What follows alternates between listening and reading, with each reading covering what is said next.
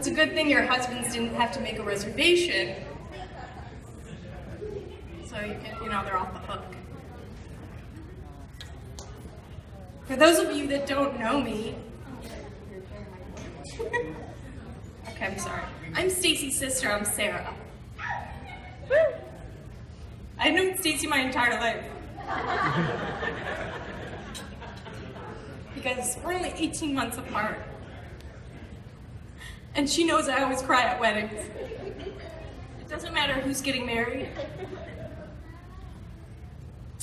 So from the beginning, we were attached at the hip. And we've been best friends.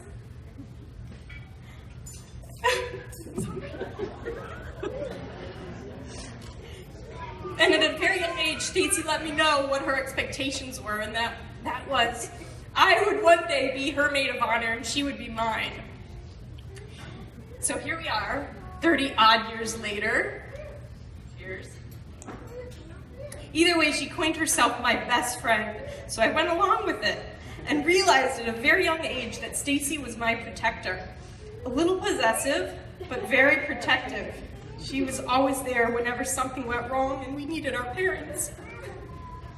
But eventually we got older and I was there for her when we didn't really need our parents anymore. And she needed me. On the subject of parents, I want to extend a huge thank you to Dr. and Saul Blecher, as well as Ms. Blecher-MIntz and Mr. and Mrs. Gary Mintz for this wonderful occasion that they helped host. And of course, we wouldn't be here today without all of them. And as Stacy's original best friend, the speech would not be complete without at least one embarrassing story about my sister. Well, she did it to me. All right, so where should I start? I don't know if I should mention the time that Stacy stole a fry off of a tray of a stranger. We were at Mr. Hero, and my mom was just placing the order, and she went up and grabbed a tray. It wasn't even our food. That was kind of embarrassing. I don't know if I should mention maybe when the time Stacy would invent new trends, like she would roll her socks. Did she tell you about that? She thought it was cool.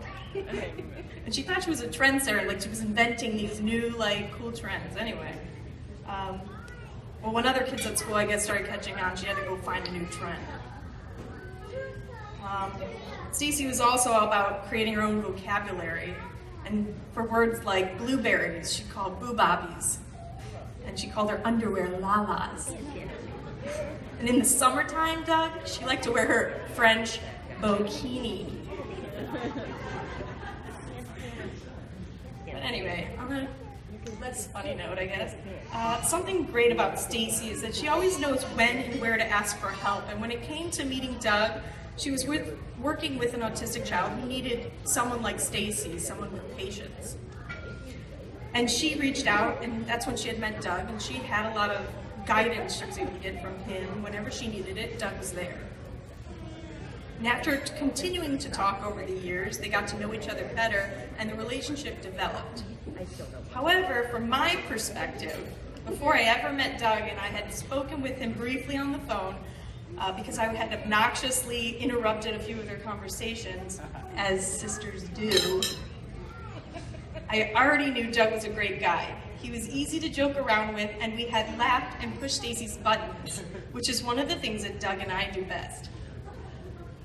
So, I can see why Stacy really likes him. They both are shy in their own way, but are willing to open up to each other, which is one of the most important things in a relationship. I was so excited when Stacy finally revealed that she was dating Doug and I was going to meet him, because it's not like we didn't already know that you guys were getting close. So, she did admit to me a few times late at night after enjoying a few adult beverages that she had feelings for Doug, saying things like, "I love him, I'm gonna marry him." And then, by the next day, Stacy would get shy and she would deny anything she had said the night before. But since I've known Stacy my entire life, I knew she was lying, and I could tell this was obviously one of those times she was trying to cover up. So I finally got the pleasure of meeting Doug, and I could see how truly happy he made Stacy. And I'm really glad that she made a new best friend. And all right, Doug, so never forget these two things. The most important sayings are, "You're right, honey," or whatever you call each other. "You're right." And "Sure, whatever you want."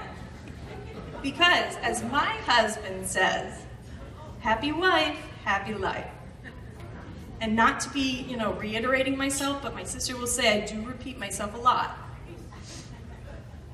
Remember these two words, and they also start with the letter C, besides commitment, right? Communicate and compromise. That's where the words, "Sure, whatever you want," compromise.